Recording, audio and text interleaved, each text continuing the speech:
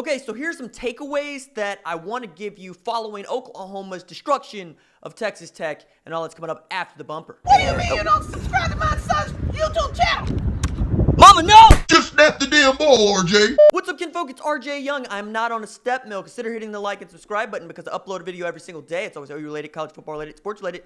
We have a good time, and today, gonna give you a few takeaways from Oklahoma's 55-16 victory against Texas Tech and what is becoming just old hat for Oklahoma. Now, first thing is they average over 10 yards per play, which is stupid once again. I mean, the note is Oklahoma averaged 10.06 yards per offensive play, 644 total yards on 64 plays, and yet its season average actually dropped, and that average was 10.46 entering the day. That's just ridiculous, which is another way of saying whatever Oklahoma wants to get, it gets. Whether it's passing, whether it's running, whether it's Jalen Hurts out around the perimeter, or Jalen Hurts finding Charleston Rambo 48 yards down the field, or 71 yards down the field, or CeeDee Lamb, it doesn't matter. Oklahoma is getting its whenever it wants. See how I use the proper pronouns in that sentence?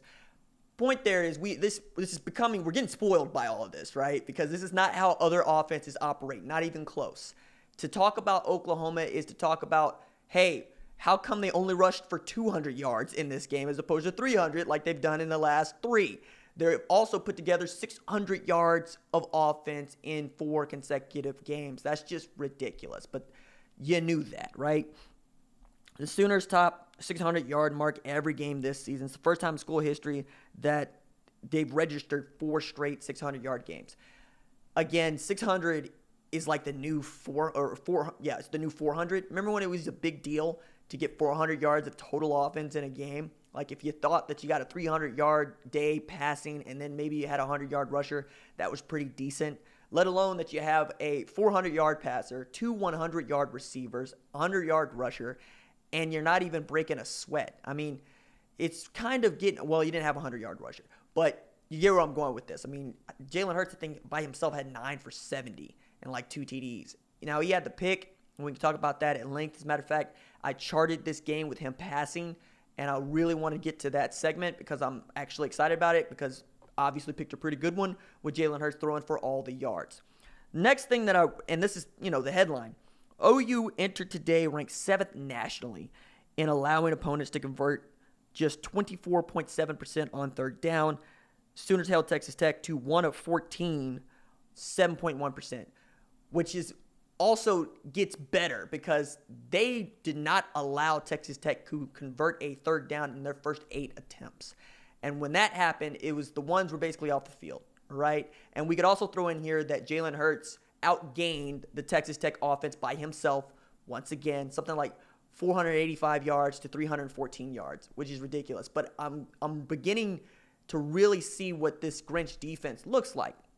And on third down, they're just getting to be really stingy. Now, I'm going to chart it and get some advanced metrics on what they were doing on third and long in particular and over the course of the season because that's a key statistic for me, and that tells me exactly how good they are at just putting the clamps on an offense.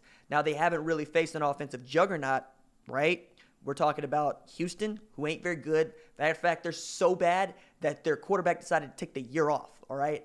Now we're talking about South Dakota, who is not just bad, it's a bad FCS team. Then we're talking about a UCLA squad that is trash, still managed to score 60-plus on Washington State, but it's still trash, right? It ain't very good. Let's not even hold that up as something that is a worthwhile victory, and specifically not a worthwhile offense, though it seems Dorian Thompson-Robinson had his Aristea against Wazoo. My goodness, that dude was killing it.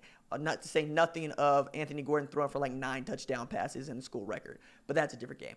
Point that I'm making here is even going into this Tech game, their secondary was decent, but you'll notice that Jordan Brooks, the best defensive player that Texas Tech boasts, linebacker, middle linebacker, they weren't even spying him.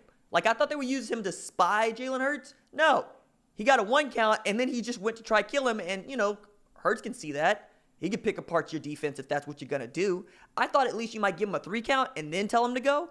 But even not just leaving him in the middle of the field and giving Jalen Hurts something to think about, just made all of his reads and decisions that much easier. As a matter of fact, it's really difficult to take something strategic from this game, except to say, in every game, Jalen Hurts has steadily progressed. He's steadily gotten better. And you can see how Riley is teaching him to look beyond 1 and 2 and even skip from 1 to 3, depending on whether or not you're bringing a man downhill or, you might have man free to one side. What I'm saying is Jalen Hurts is becoming a much more accurate visual thinker when it comes to playing the position of quarterback, and that's really difficult to teach, right? It's one thing to have it like Baker just has it. It's another thing to just be able to see it and throw it, and that's Kyler Murray.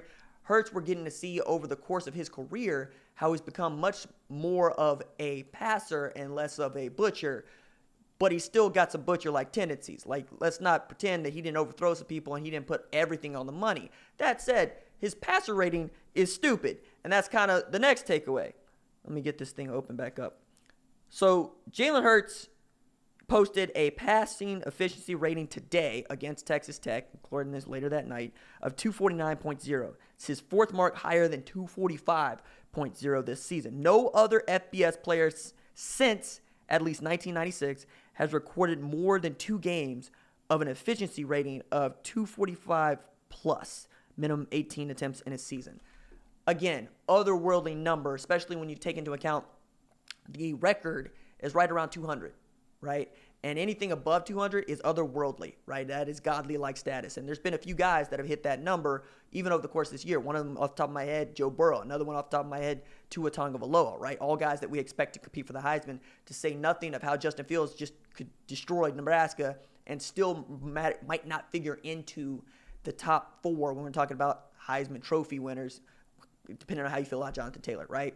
So when we're looking at the Heisman, I know that that's rat poison to a lot of y'all, but I like talking about the Heisman because I like winning Heismans. I like to think that you can win a Heisman and a national championship. See Florida State, see Tim Tebow. Anyway, point there. I know that Oklahoma hasn't won a Heisman Trophy and hasn't won a national championship in the same season because I wrote that story.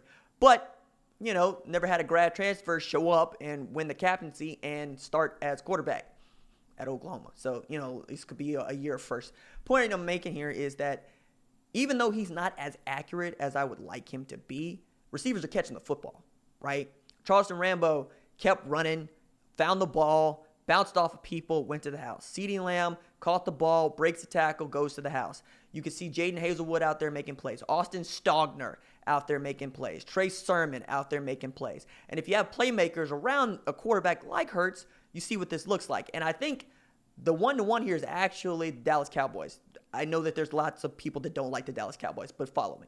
Dak Prescott is not an outstanding quarterback, but he's a really good quarterback. He's a great quarterback, and he's the perfect quarterback for them because you have weapons that absolutely know what to do with Dak Prescott at quarterback, whether it be Zeke, Amari, or one of the best offensive lines of the past decade, right? To say nothing of getting Jason Witten back and him just kind of following in, getting production out of Randall Cobb, not really missing Michael Gallup, though you want to have him back, seeing Devin Smith just kind of burn people. At Oklahoma, you have better weapons at his disposal if you're Jalen Hurts. So that might be the one knock on Jalen Hurts is that he's always been surrounded by, outstanding players. But Baker had that, Kyler had that, and certainly Tua Tagovailoa has that. Joe Burrow is getting used to that. But all that to say, there are things that I would like to see him do better. There are things that he could always improve on. He'll be the first person to say that, to tell you that. I appreciated the suit. Don't sweat the orange tie. Orange stays in black folks' color wheel because it works well on our skin. Okay? Just like dark red. That's all I'm saying. But the thing to take away from this, if you are inside OU football and if you really want to understand this team, is that Kenneth Murray Jr. makes this defense go. When he's on the field, they are outstanding. They are knowing where they should go, how they should go. He's great at his fits. He's no longer having to think. He just sees thing, does thing. And on third downs, when they line him up in that wide 9 and just let him go or bring him in on a 7 and let him go, he's able to wreak havoc and just get by your left tackle. The man could make a living as a middle linebacker. He can make a living as an outside linebacker at the next level, but we do know that he's going to play at the next level.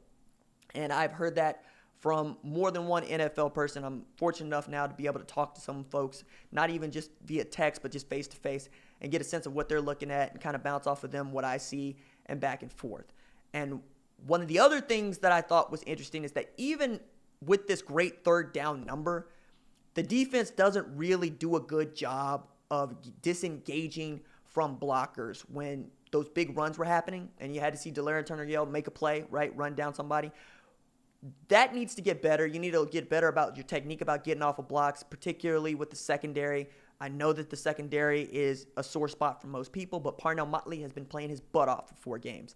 I didn't want to believe it at first because I've been a huge Parnell Motley fan and I don't want to get shook by this, but the way that he came out and played, even against Tech, was awesome. Jaden Davis is going to be the next great cornerback if he continues to progress, right? Because in the Mike Stoops regime, we would see a guy like Jaden Davis and he would have a great first year or even a couple of years and then regress. I don't think that's going to happen with Grinch or Manning, right? You get Pat Fields worked out, you get Delarian Turner-Yell worked out. We saw a little bit of Trajan Bridges. Probably going to have a lot more to say about that later on.